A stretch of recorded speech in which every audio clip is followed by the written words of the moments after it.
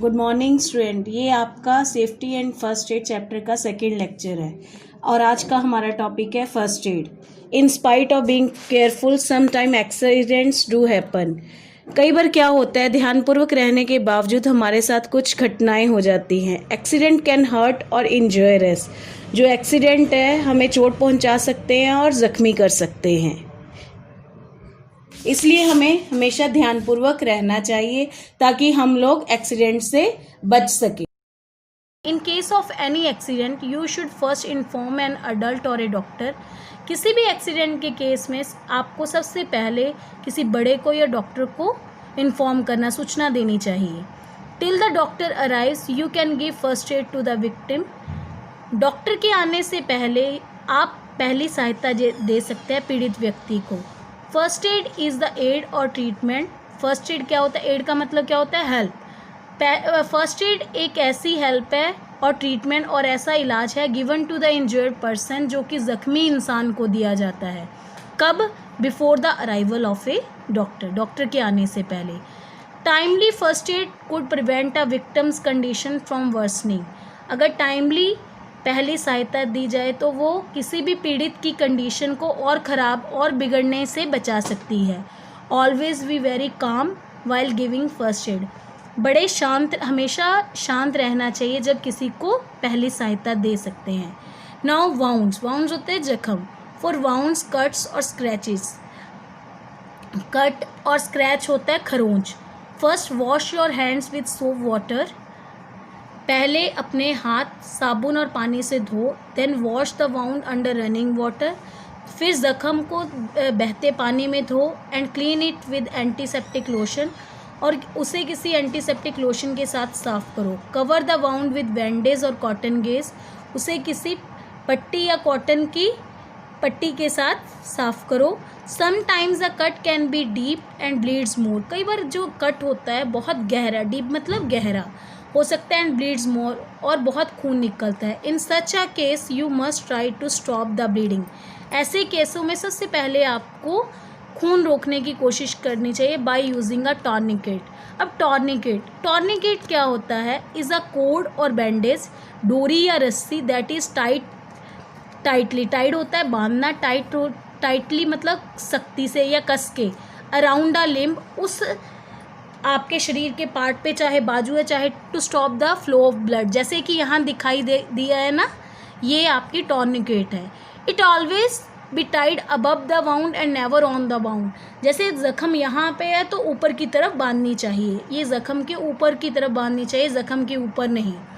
Remember to go to a doctor and get an anti tetanus injection afterwards. उसके बाद आप doctor के पास जाइए और एंटी टेटनस का इंजेक्शन लगवाइए। Nose bleed. Nose bleed is the dripping of blood from the nostrils. Nose bleed क्या होता है? खून का, नॉस्ट्रिल में से खून का बाहर आना। It happens when blood vessel inside our knows burst. ये तब होता है जब हमारे जो ब्लड वेसल्स हैं नाक के अंदर वो फूट जाते हैं। In case of a nose bleed follow this simple steps. इन सिंपल स्टेप की पालना कीजिए। Try to stay calm and relaxed. बड़े शांत और आराम पूर्वक रहिए। सिट अप स्ट्रेट, सीधे बैठिए, एंड लीड स्लाइटली फॉरवर्ड, और आगे की तरफ झुक जाइए। डू नॉट लाई डाउन, नीचे मत लेटो। Pinch your nostril close for a few minutes. कुछ समय के लिए अपनी नोस्ट्रिल को बंद कर लो while breathing through your mouth, और अपने मुंह से सांस लो। Place an ice pack on the bridge of your nose. जो आपके नाक का ब्रिज है, मतलब दो नोस्ट्रिल के बीच का जो एरिया, वहाँ पे आइस पैक रखो। इन्फोबिट में coconut oil serves as an antibiotic. Coconut oil एक एंटीबायोटिक की तरह काम करता है। It prevents bacterial growth on wounds. ये बैक्टीरियल ग्रोथ भी वाउंड्स से बचाता है, इसलिए ज़ख्मों पे आप कोकोनट ऑयल भी यूज़ कर सकते हैं। अब हम डिस्कस करेंगे मोच के बारे में। स्प्रेन होता है मोच। Sometimes we accidentally twist a joint resulting a torn ligaments. कई बार आपका कोई जॉइंट से मुड़ जाता है जिससे आपका जो लिगामेंट है वो टूट जाता है। This condition is called a sprain, और इस कंडीशन को क्या कहते हैं? मोच। Sprain can be very painful. ये बहुत दर्दनाक होती है। जो जहाँ वो जख्मी पार्ट होता है दैट स्वेल्स अप, स्वेल होता है सूजना, वो सूज जाता है। And some time the skin of that area turns blue, और कई बार उस जगह की जो स्किन है वो नीली पड़ जाती है। रब ice on the swelling till it becomes less, जहाँ पे सूजन है वहाँ पे बर्फ़ रगड़ो जब तक कि वो कम ना हो जाए। For sport tie A bandage in a figure of 8, इस तरह जैसे कि इसमें दिखाया गया है, पट्टी को 8 के रूप में ऐसे बांधो। It allows maximum movement such as, इससे आपके जो जॉइंट है उस मैक्सिमम मूव कर सकेंगे, एल्बो, नी, रिस्ट और एंकल।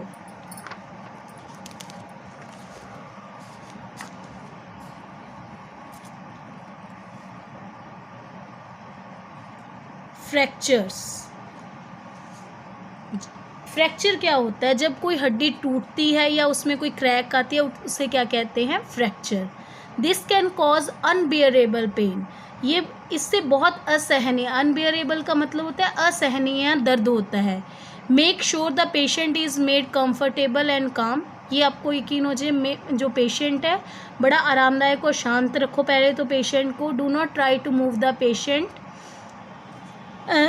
पेशेंट को मूव मत होने दो। और touch the injured area as it may cause further injury to the broken part, patient को ना तो मूव होने दो और ज़ख्मी हिस्से को टच मत करो, क्योंकि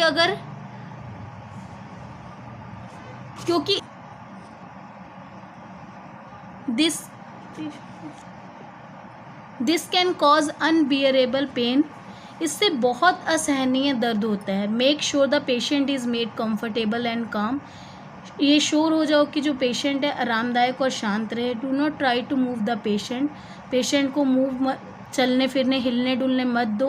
और टच द इंजर्ड एरिया, और इन ज़ख्मी हिस्से को छूने मत दो। As it may cause further injury to the broken part, क्योंकि इससे ब्रोकन टूटे हुए हिस्से में और ज़्यादा ज़ख्म हो सकता है। Take the patient immediately to a doctor, उस मरीज़ को तुरंत डॉक्टर के पास ले जाओ। The fractured area needs a rigid support called splint, जो आपका टूटा हुआ हिस्सा है या जहाँ पे चोट आई है उस एरिया को एक सख्त सपोर्ट की ज़रूरत होती है, और सख्त सपोर्ट को क्या कहते हैं?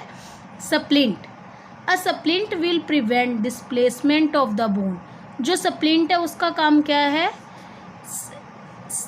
जो हड्डी को सही जगह से पे रखती है, हिलजुल से बचाती है। And prevent avoid injuries to the surrounding areas, और आसपास के एरिए में भी इंजरी होने से बचाती है। You can use a newspaper, magazine और ए कार्डबोर्ड एज अ स्प्लिंट, आप न्यूज़पेपर का, मैगजीन का या गत्ते का यूज़ कर सकते हैं स्प्लिंट बनाने के लिए। In case of a fracture arm do not let it hang down, fractured arm को नीचे मत लटकाओ। Instead use a sling to support it, sling का यूज़ करो उसको सपोर्ट करने के लिए। अब क्वेश्चन ये उठता है स्लिंग है क्या? Sling is a flexible strap, एक लचकदार पट्टी होती है, used in the form of A loop, जो कि एक गोल लूप की तरह यूज़ होती है फॉर स्पोर्ट के लिए। जैसे कि यहाँ दिखाया गया है, ये आपकी ये चीज़ है जो, ये क्या है? Sling. In an emergency you can even use a dupatta for a sling, आप दुपट्टा भी यूज़ कर सकते हैं स्लिंग के लिए। अब हम पढ़ेंगे जलना, Burns.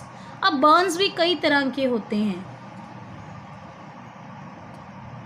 Simple Burns can be treated at home, जो कि घरों में भी इसका ट्रीटमेंट हो जाता है। Immediately put the burned area under cold running water, burned area को ठंडे पानी के नीचे रखो। Till the pain becomes less, तब तक रखो जब तक कि आपका दर्द कम नहीं होता। अप्लाई एन एंटीसेप्टिक लोशन, और उसके बाद उसके ऊपर एंटीसेप्टिक लोशन लगा दो। स्फीयर बर्न्स, जो काफ़ी गहरा जल जाए, कैन फॉर्म ब्लिस्टर्स, ब्लिस्टर होता है छाले, जिससे कि छाले हो जाते हैं। नेवर टच और प्रिक का ब्लिस्टर, कभी भी छालों को छुओ और तोड़ो मत। As it will then become an open wound, तब ये एक खुला जख्म बन जाता है। एंड विल कैच इन्फेक्शन, और इन्फेक्शन पकड़ लेता है। Gently cover the blister with a clean piece of cloth, धीरे से छाले को एक साफ कपड़े से कवर करो। Sphere burn should be treated by a doctor, अगर छाले बहुत ज़्यादा हो तो डॉक्टर से ट्रीटमेंट लेना चाहिए। अब केमिकल बर्न्स, जो किसी केमिकल के कारण हो, ये हमेशा डॉक्टर से इसका ट्रीटमेंट लेना चाहिए। Before the doctor arrives, doctor के आने से पहले wash the affected area with plenty of water, affected area को बहुत सारे पानी के साथ धो दो। Lightly cover it with a piece of clean cloth, इसको साफ कपड़े से हल्का सा कवर कर दो। अब infobit, never use ice on burns as it restrict blood flow, कभी भी बर्फ़ मत लगाओ जलने पे क्योंकि इससे खून का दौरा कम हो जाता है। And further damage the tissues, और आगे टिश्यूज़ को ये डैमेज करता है। Cool the burn in cold water, हमेशा जली हुई जगह को ठंडे पानी से धो। Now animal bytes, dogs, cats, monkeys and many other stray animals may carry rabies virus, कुत्ते, बिल्लियाँ, बंदर और बहुत से आवारा जानवरों में रेबीज़ वायरस होता है। In case of any animal bite, किसी भी जानवर के काटने से immediately wash the affected area with soap and water, उस इफेक्टेड एरिया को साबुन और पानी से धो। It prevents the germs from getting into your body, इससे जो जर्म्स आपके शरीर में जाने से बच जाते हैं। अप्लाई एन एंटीसेप्टिक लोशन, उसके ऊपर एंटीसेप्टिक लोशन लगाओ। And cover with a bandage, और उसको एक पट्टी से ढक दो। Take the victim to a doctor, और पीड़ित को डॉक्टर के पास लेके जाओ। Not all snakes are poisonous, सभी जो सांप होते हैं जहरीले नहीं होते। However one needs to be careful, लेकिन फिर भी हमें सावधान रहना चाहिए। A bite from a poisonous snake can be dangerous, किसी जहरीले सांप के काटना खतरनाक हो सकता है। If timely treatment is not given, अगर टाइमली ट्रीटमेंट ना दिया जाए, the victim can even lose his life, जो पीड़ित है वो अपनी जान से हाथ धो सकता है। Follow this guidelines in case of a snake bite, इन गाइडलाइंस को की पालना करो सांप के काटने के केस में। कीप द पर्सन काम एंड स्टिल, शांत रखो उस पर्सन को और बिना हिले जुले रखो। Still movement can cause the venom to spread quickly to other parts of the body, हिलने जुलने से, विनोम होता है जहर, तो उस इंसान के पूरे बॉडी में फैल सकता है। Position the person so that the bite area is below the heart level, उस पर्सन की पोजीशन ऐसे रखो कि काटा हुआ शरीर का हिस्सा हर्ट लेवल से नीचे हो। Cover the wound with a clean dry dressing, उस जख्म को साफ सूखी पट्टी से ढको।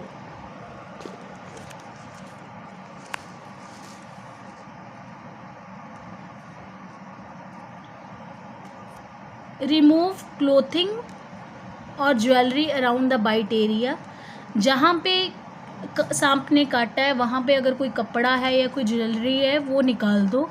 Do not give the person T और कॉफ़ी टू ड्रिंक, उस इंसान को चाय या कॉफ़ी पीने के लिए मत दो। Take the victim to the nearest doctor as quickly as possible, उस पीड़ित व्यक्ति को जितनी जल्दी हो सके उतनी जल्दी डॉक्टर के पास ले जाओ। If you are walking through an area where snakes are found, अगर आप उस जगह पे जा रहे हो जहाँ पे ज़्यादातर सांप पाए जाते हैं, wear high boots to protect your feet, high boots पहनो जैसे कि इस पिक्चर में दिखाया गया है स्नेक से बचने के लिए। Always keep a few important telephone number in your diary, हमेशा अपनी कुछ इम्पोर्टेंट टेलीफोन नंबर अपनी डायरी में रखो। Like those of your parent, जैसे कि आपके पेरेंट्स का, फायर स्टेशन का, एम्बुलेंस का, पुलिस स्टेशन का, एंड योर डॉक्टर और डॉक्टर का। Informative bit, do not use these numbers unless there is an emergency, लेकिन एक बात का और भी ध्यान रखना है, जब तक एमरजेंसी ना हो तब तक इन नंबर का यूज़ मत करो। I hope you will understand the lecture very better, आप ये लेक्चर अच्छी तरह से समझ गए हो। Thank you and have a nice day.